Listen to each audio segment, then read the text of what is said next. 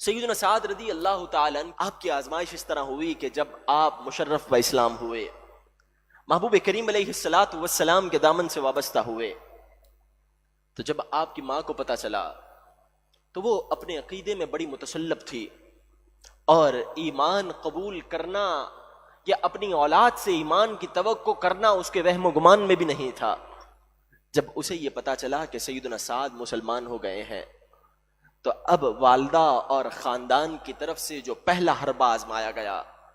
وہ وہی حربہ تھا جو دیگر صحابہ اکرام علیہم رضوان پر بھی آزمایا گیا، کہ سب سے پہلے خوف دلایا گیا، سب سے پہلے ڈرایا گیا کہ تمہیں اس کے بھیانک نتائج بھگتنا پڑیں گے۔ باطل کا ہمیشہ سے یہی طریقہ رہا ہے کہ وہ دو اسٹیپ پر، دو معاملات پر، دو نکات پر اہل ایمان کو غافل کرنے کی کوشش کرتے ہیں۔ نمبر ایک، پہلے وہ ڈراتے دھمکاتے ہیں، خوف دلاتے ہیں، اذیتیں دیتے ہیں، اور اس معاملے کے بھیانک نتائج سے ڈرانے کی کوشش کرتے ہیں۔ اور اگر انسان خوف میں نہ آئے، اگر انسان ان کے ڈر میں نہ آئے، تو پھر دوسرا حربہ جو آزمایا جاتا ہے وہ ہوتا ہے لالچ، کہ اگر تم واپس ہمارے پاس آ جاؤ یا اگر تم ہماری بات مان لو تو تمہیں یہ انعام و اکرام دیا جائے گا، تمہیں ان چیزوں سے نوازا جائے گا، تمہارے پاس کسی قسم کی کوئی کمی باقی نہیں رہے گی۔ سیدنا سعد رضی اللہ تعالیٰ عنہ، محبوب کریم علیہ الصلوۃ والسلام کے جانثار، آپ کے خاندان کو، آپ کی ماں کو جب پتہ چلتا ہے کہ سعد مشرف و اسلام ہو گئے، تو ابتدائی طور پر یہی دو طریقے آزمائے گئے کہ پہلے سیدنا سعد رضی اللہ تعالیٰ عنہ کو ڈرایا دھمکایا گیا، جب دیکھا کہ اس کا کوئی اثر نہیں ہوتا تو پھر لالچ دی گئی، کہا گیا کہ تمہیں قبیلے میں جو چاہیے ہم دے دیں، تمہیں جتنی سلطنتیں چاہیے ہم لا کر تمہارے قدموں پر نچھاور کر دیتے ہیں۔ جب دیکھا کہ ان چیزوں کا بھی کوئی اثر نہیں ہوتا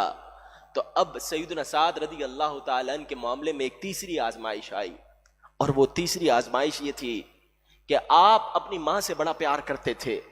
آپ کو اپنی ماں سے بڑی الفت تھی۔ جب ماں نے دیکھا کہ پہلے دونوں طریقے کام نہ آئے تو اب ماں نے مروت کی مار مارنے کی کوشش کی، ماں نے ممتا کی مار مارنے کی کوشش کی، اور آ کر سیدنا سعد رضی اللہ تعالیٰ عنہ سے کہنے لگی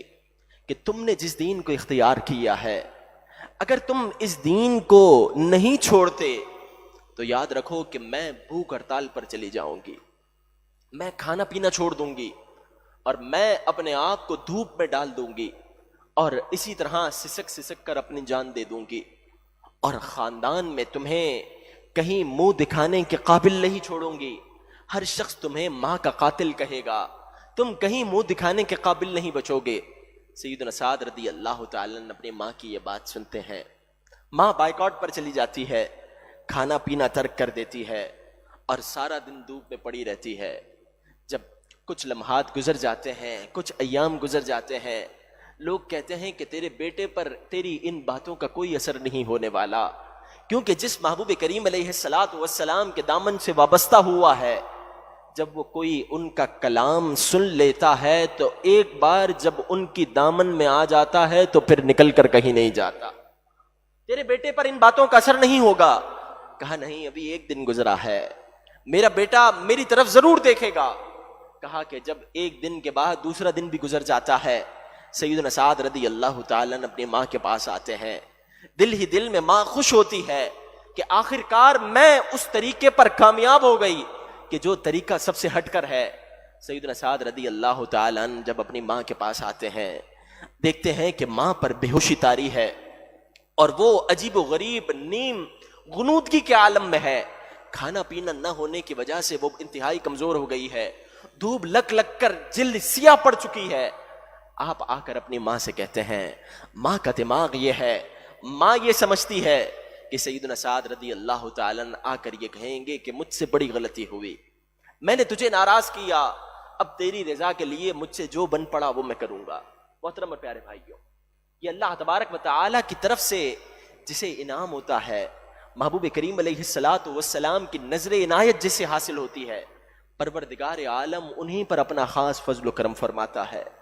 وگرنہ عقبہ بن ابی معیط کا تذکرہ 19ویں پارے میں گزرا ہے کہ اللہ تبارک و تعالیٰ نے فرمایا، یہ وہ شخص ہے کہ جو قیامت کے دن اپنی انگلیاں کاٹے گا، قیامت کے دن اپنی انگلیاں چبائے گا،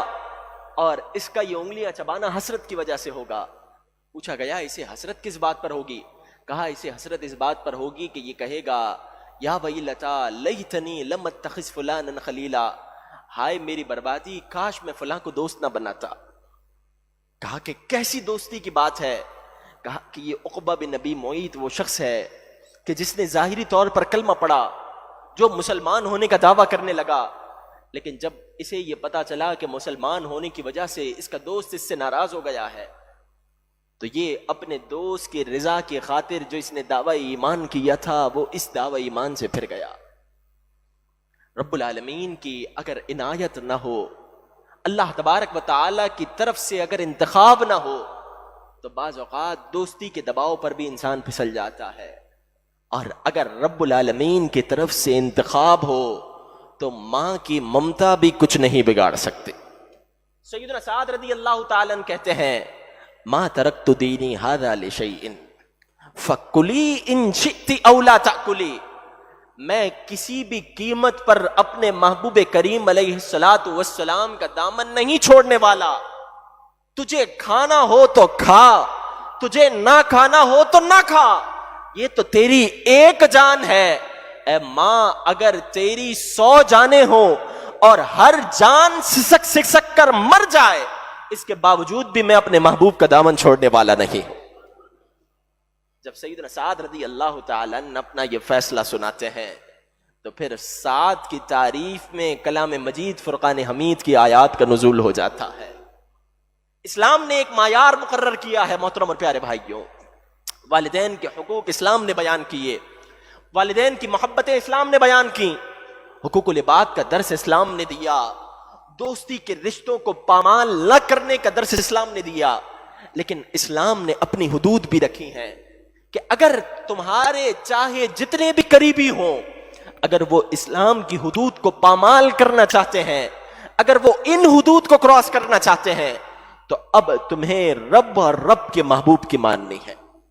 اللہ تبارک و تعالی اور اس کے محبوب کریم علیہ الصلوۃ والسلام کے جو فرامین ہیں ان فرامین پر عمل کرنا ہے. اس کے علاوہ چاہے کوئی جو کہتا ہو کہتا چلا جائے، تمہارا کوئی کتنا ہی قریبی کیوں نہ ہو، تم نے اپنا معیار یہ بنا لینا ہے کہ میرا سب کچھ آپ پر قربان یا رسول اللہ صلی اللہ تعالی